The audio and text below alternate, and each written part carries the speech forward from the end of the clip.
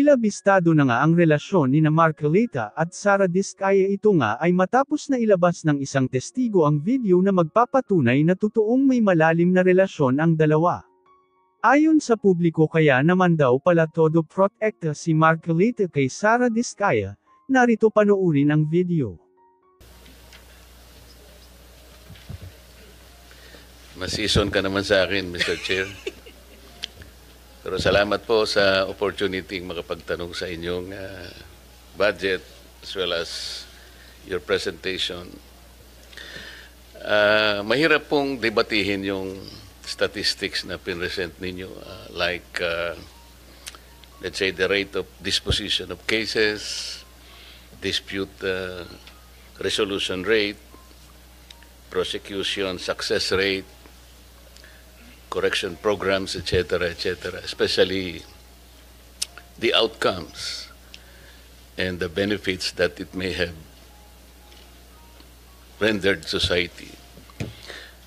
My initial concern is how we are able to relate all these programs, these outcomes, these achievements for our ordinary people to appreciate, like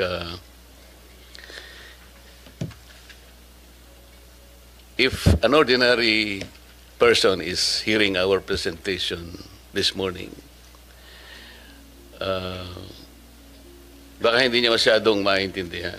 What are the benefits that it may accrue the society in general? Can I walk at night more peacefully and more confidently today because the Department of Justice has presented several accomplishments that may or may not be understandable to him? Can he smile more openly today? Kasi as compared to the last year or previous years, necessarily you achieve more than the previous years. Paano kaya yun? How can we make our ordinary citizen appreciate all this? Para sa ganon, they can relate to what the DOJ is trying to do. Mahirap naman kasing sabihin na, ito yung nagawa namin, but how can the ordinary Filipino appreciate or even understand sa kanyang pangkaraniwang buhay? Opo, maraming salamat po sa tanong niyo, Senator Dante. Basically, ang Department of Justice po, without talking about the mandates of the particular 10 attached agencies, constituent agencies, meron pong dalawang mandato na malaki ang department, ang kagawaran. Ito po yung isa, yung NPS, yung sa prosecution service, at isa po yung legal services. Dagdag pa po dito yung iba't ibang mandato ng mga batas na itinalaga natin.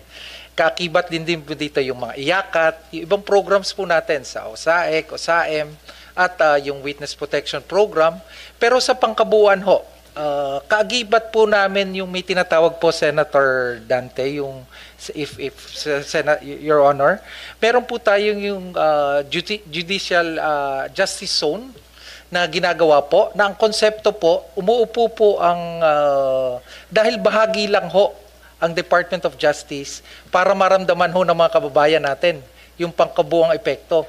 Naupo po doon, Kung tayo pong dalawa ang nag-uusap nito, I can easily understand you. Opo. And as one, I will appreciate all of these programs that the DOJ has been struggling to do and have achieved over the years.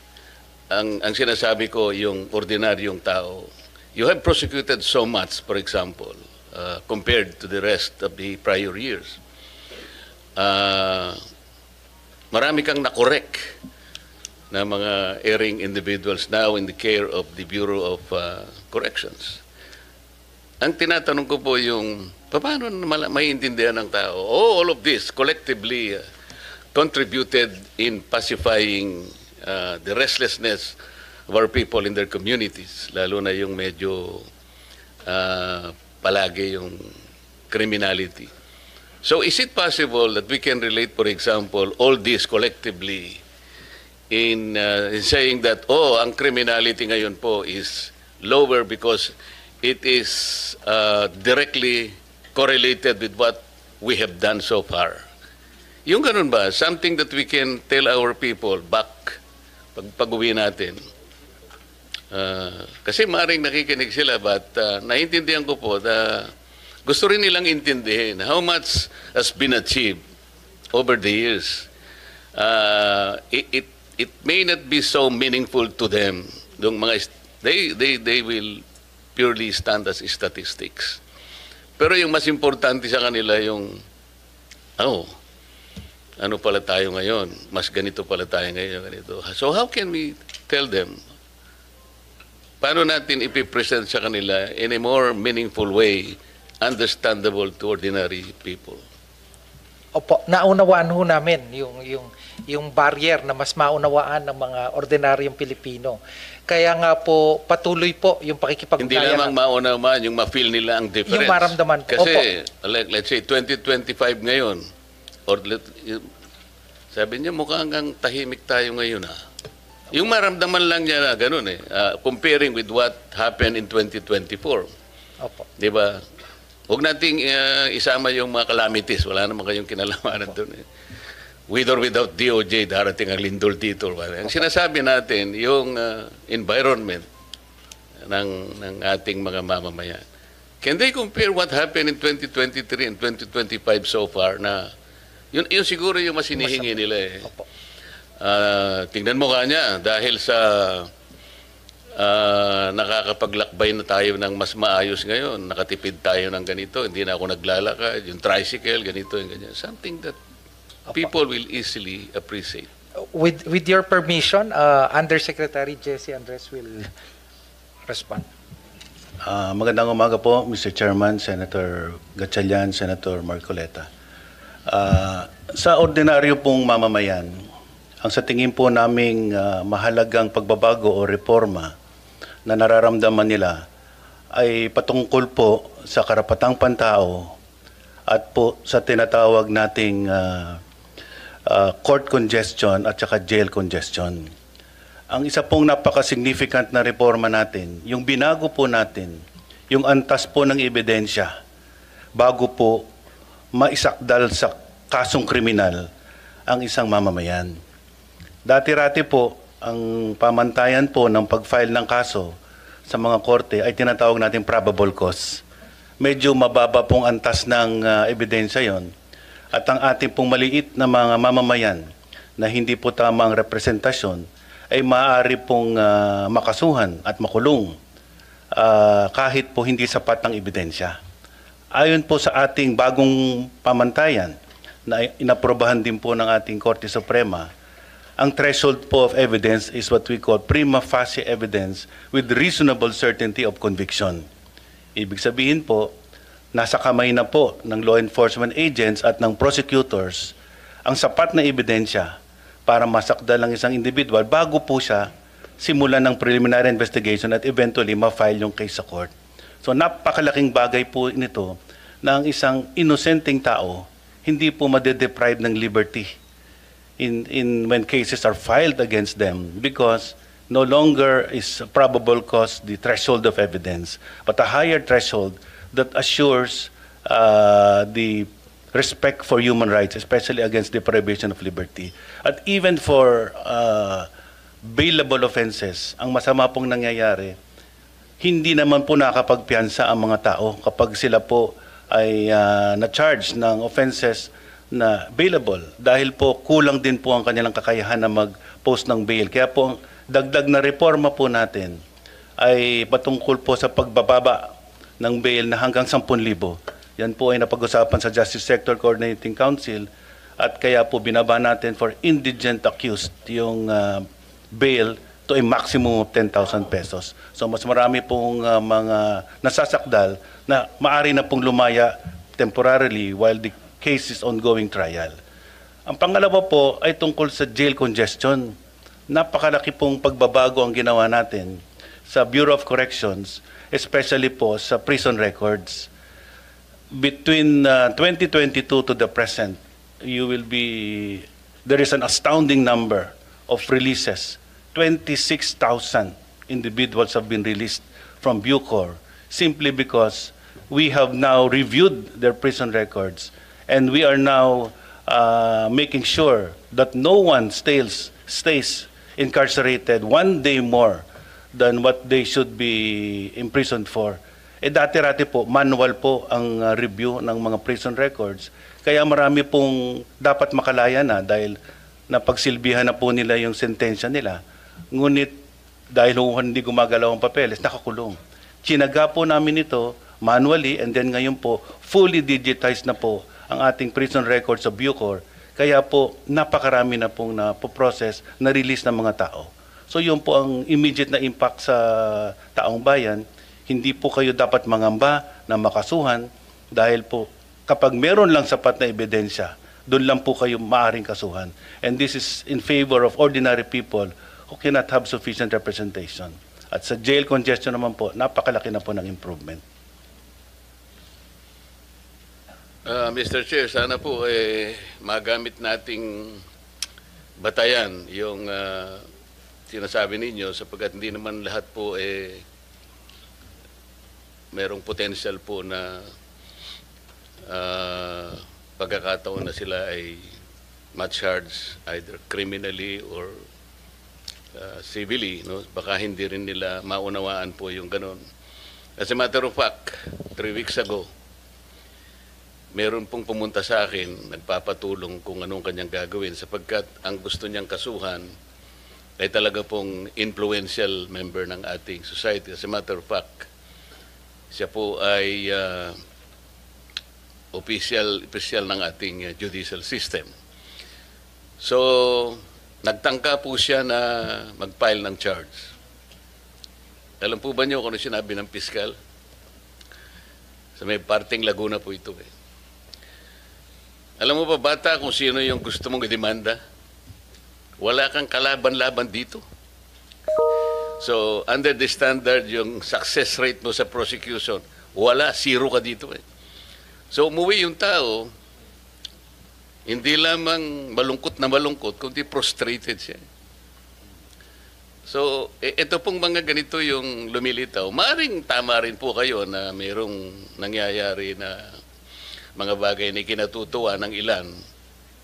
Pero mayroon din pong downside kasi. Ang sinasabi natin, wag na yung masyadong highly technical na pag-uusap.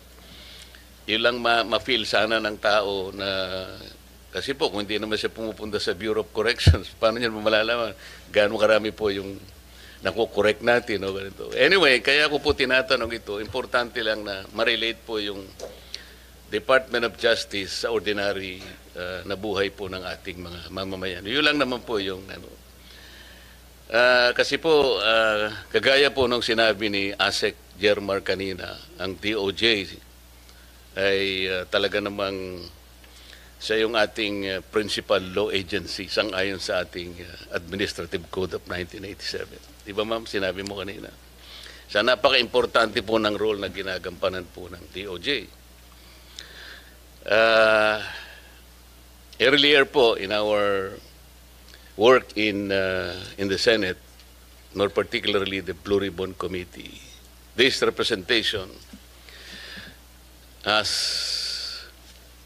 the erstwhile chairman of the Blue Ribbon Committee tried his best to get to the bottom of the investigation. We're talking about the flood control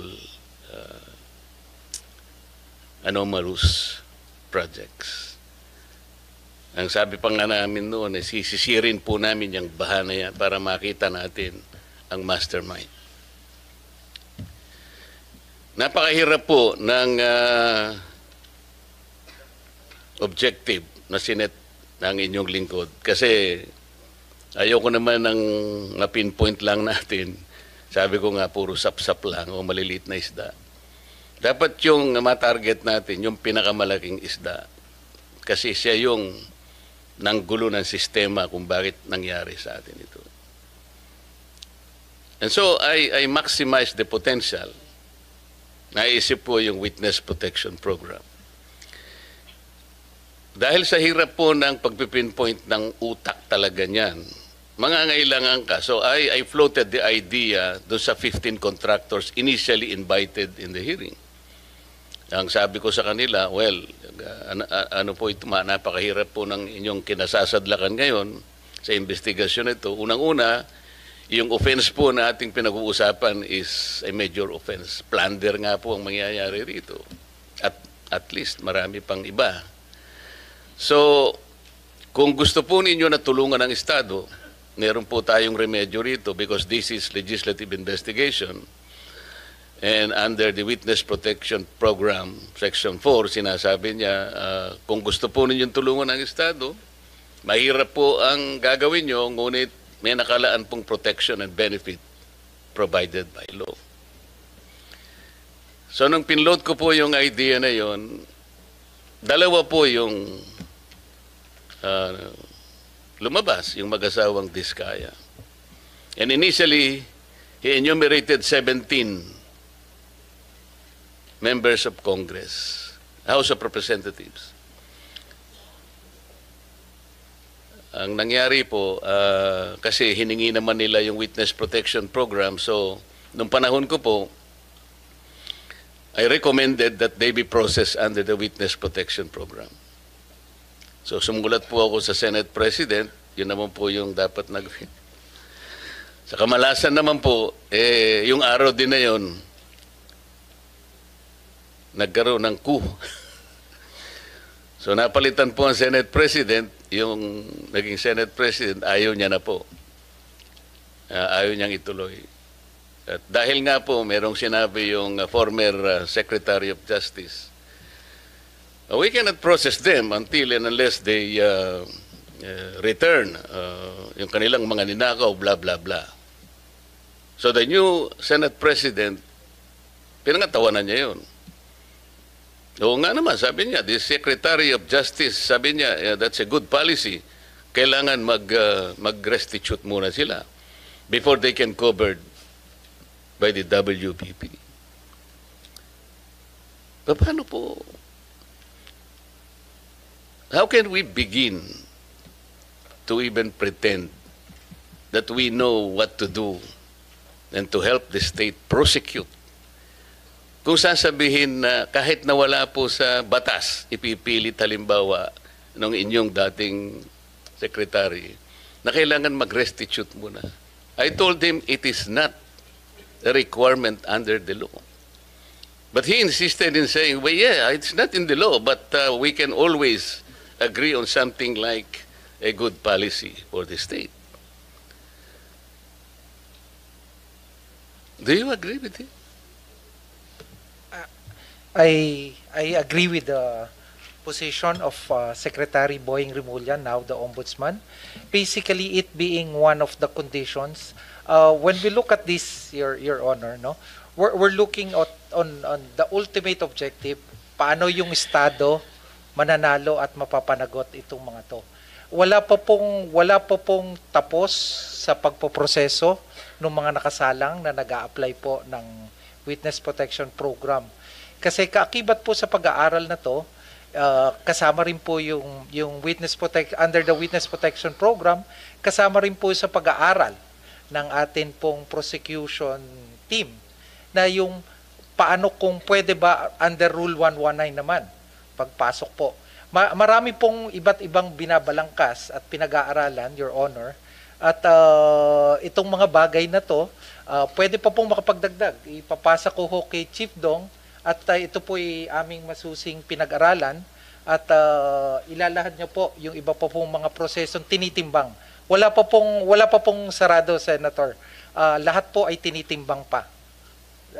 If with the permission of the Senator, hindi, ang ibig kong sabihin, kung ipipilit na merong restitution kahit wala sa batas, so how can you process the application, for example, of the applicant? Kasi, kapag tinignan mo yung, I think the applicable section is Section 10. Basahin mo yun, wala namang restitution. So, kung ipipilit natin that somebody should first restitute, doon pa lamang sa title ng batas, Secretary, it is all for the benefit, interest, and protection of the witness. To burden him or her with additional requirement which is not in the law, hindi ko ba intindihan? How can you agree with that? Your Honor, ang tinitingnan po dito ay yung pangkalahatan. No, I'm talking about Opo. the WPP. Opo. What pangkalahatan ang sinasabi ninyo? Ang kailangan po kasi sa dulo nito, manalo po yung Estado laban Kaya mapanagot nga, po but before you do that, Opo. you have to proceed with the process. Yes, opo. So, paano siya mapaprocess? Kung ipipilit po na mag-restitute muna, for example, ano i-restitute niya? How much? Sino magkukompute? How can it be done? Sino ang magsasabi na ganito ang dapat niyang i-restitute? Meron na bang ano? Meron na bang pronouncement? We are in the process of asking their help to identify yung mastermind. Opo. It cannot be done easily. Kaya nga natin ginamit ang batas na to help the state. Ngayon, kung kayo po pala ay mag-prescribe ng isa pang requirement which is not in the law,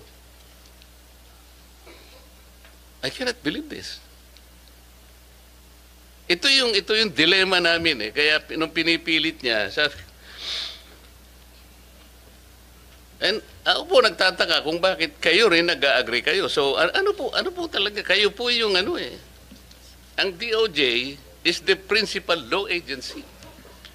If the principal law agency of this government will not even understand the basic requirements of the law, para lamang magkaroon ng nag-a-apply pa lang yung tao po eh. Imagine, hindi man natin masasabi kung ultimately magko-qualify siya eh. Or even if he qualifies as a state witness, kung hindi niya naman nagagampanan ang tungkulin niya under the program, pwede mo rin siyang alisin eh. So, the point, Mr. Chair, is they cannot even begin to be processed under the law kasi naglalagay po kayo ng requirement which has not been included by law. Sino yung mag-explain ulit? Sabi? May I be educated on that? Yes, Mr. Chairman. I just wanted to make an attempt to reconcile the debate on this matter. There's actually no inconsistency. First, it is correct that under Section 10, the law provides for the qualifications for a person to be qualified as a state witness. Nandun po yung materiality at absolute necessity ng testimony ng tao, at corroborated po to on its material points by other witnesses, and that he is not the most guilty. Okay. Now, under Section 5, which refers to the memorandum of agreement that has to be executed between the DOJ and the potential state witness, nakalagay din po dyan yung necessary matters that should bind the agreement dito po sa Witness Protection Program. And under Section 5, letter D, nakalagay din po dyan kung ano po yung legal obligations and civil judgments or civil aspect of the case against him. Ang ibig lang pong sabihin niyan, kakausapin naman po siya, maaari pong i-process yung application niya, but under the first statement under Section 5, What is specific provision under that law, Section- under that provision? Section 5 po says Ano nga, that basahin mo. before a person is provided protection under this act, he shall first execute a memorandum of agreement Okay? which shall set forth his responsibilities, including the following. Oh, ano So nga? kasama po dun sa mga obligations. Ano nga? Ito po, to comply with legal obligations and civil judgments. So doon sa civil judgments po, this refers po to the civil obligation pertaining to the May crime. civil judgment. No. We are saying legal obligations. Ang basis po ng legal obligations The basis of legal obligation is the law itself. is the law itself, Oh, which walang includes, nakalagay na restitution, bakit mo ikokot yung which includes memorandum? po other provisions of law, including the Civil Code on unjust enrichment. Kasama po yan. Every law should be read consistent and harmoniously Paano mo nga with other i-apply provisions yun, of the even law. the civil code? How can you apply Paano, ano yung i-restitute niya? Alam mo, magkakatalo lang tayo rito eh. Hindi ho. The DOJ Let me is in a position to even calculate how much the applicant should restitute before he can be processed under the application. I'm making a distinction po between process and enjoying the benefits under this act. So, ipoprocess na po yan dahil matagal po naman ang paraan para malaman at matuntun ang lahat ng civil obligation. Wala pa nga pong statement whether or not meron nga sila. Wala pa tayo eh. Kailangan po natin makuha ang mga statement ng mga potential witnesses. Kailangan pong evaluate, kailangan pong malaman. Doon sa, po doon sa yung memorandum na unang sinasabi mo, Yusek, sinasabi restitution? Opo, kasama po. Sinasabi dyan? Hindi, ang word po dito ay civil and legal obligations. Understood po na ang legal obligations has many sources. Saan ang Kasama gagaling po- ang obligation? The law does not provide restitution in the first place. That is very simple. Legal obligation po has a Huwag specific kayong definition. mag-imagine ng argument, Yusek. Magtatagal lang tayo rito. This is very simple enough. Apo. Anyway, ang sinasabi ko lang Kapag po, ka ba hindi provided ng batas, magiging reasonabling obligation under the provision you're quoting? we are saying that legal obligations is defined under You the law. you cannot and legal even, obligations you includes cannot unjust use, enrichment. your opinion will even matter here. That's your opinion. Ang pinag-uusapan natin is the requisite of law. Thus, the maxim expressio unius est exclusio alterius ring a bell to you?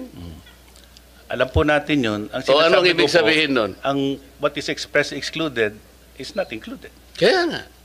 So- You are including an opinion which was not expressly enumerated under Section 10 of the law. Hindi. We submit, Your Honor, that a witness can be processed under this program, but he cannot receive any of the benefits as stated in Section 5 unless the matter referring to legal obligations is reduced into writing in a memorandum. So, Yan Mr. po ang Chair, position namin. the opinion of the USEC is trying to supplant the very clear and categorical provision of law. We submit, Your Honor, we're just reading the text of Section 5.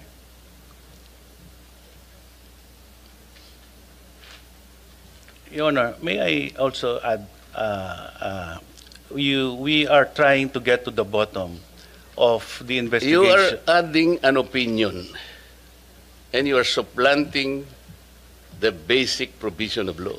You cannot do that. And sabi pa nga natin, the spring cannot rise higher than its source. Tama? Opo.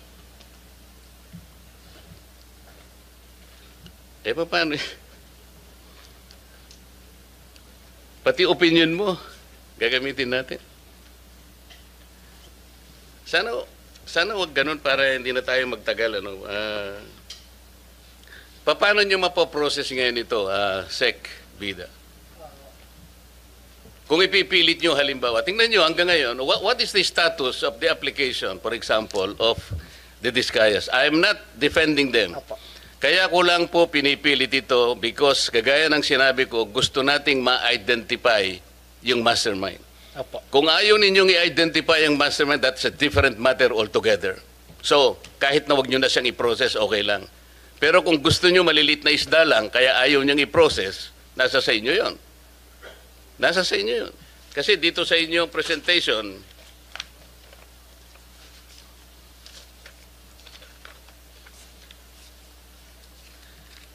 yung Office ng Secretary, yung law enforcement program ninyo, yung percentage of successful prosecution, meaning conviction vis-a-vis acquittal, is 90.14%. Pero yung percentage of successful prosecution in cases with witnesses covered by the program, it's 95.3%.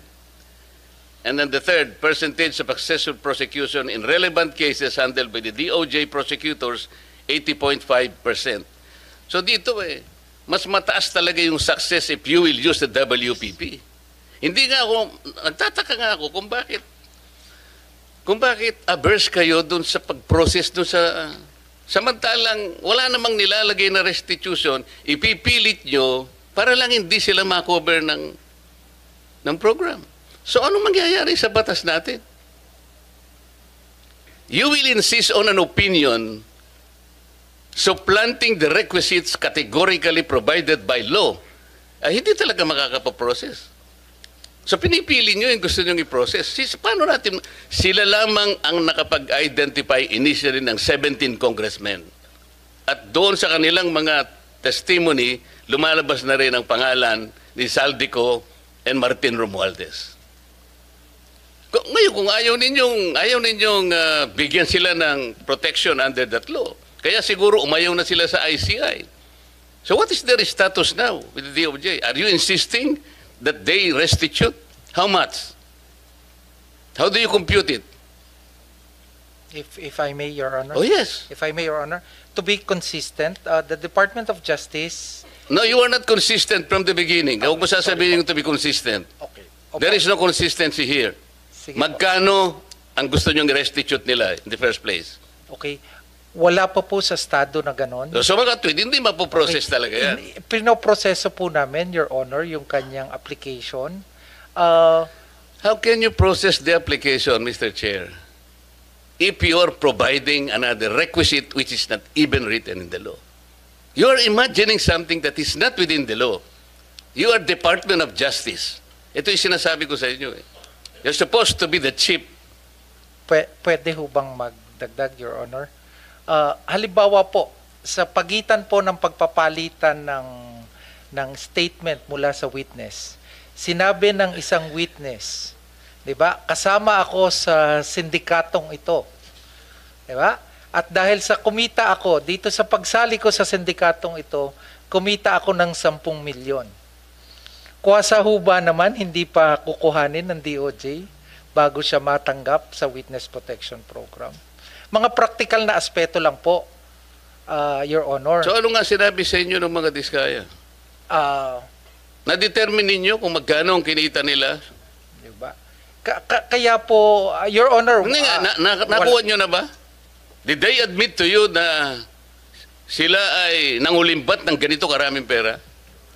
I have to explain myself. Opo. Hindi ko dinidepensa ng mga taong iyon. Opo. Ginawa ko lamang yon doon sa nalalaman ko na ma-identify natin ang pinaka-mastermind dito. Yun lang, wala nang iba. Opo. Kung gusto nyong ang ma-identify, puro butete at saka sapsap, bahala na kayo sa buhay nyo. Gusto rin po namin, Your Honor. Gusto nyo pala eh. Opo. Why are you putting a requirement that is not within the law? Tsaka na natin sila pag na-prosecute na natin yung mandarambong, na-prosecute na natin yung mastermind. Bakit? Makakalampas ba sila sa civil liability? Of course, the court will, in proper time, adjudicate kung anong dapat nilang isoli sa gobyerno. That is the only time when restitution can be done. Kasi mayroong court order eh. Pero sa ngayon, will you abuse your discretion na kaya niyong gawin ito kahit na wala sa batas? How can the Department of Justice do that? You're supposed to be the embodiment of justice. Mr.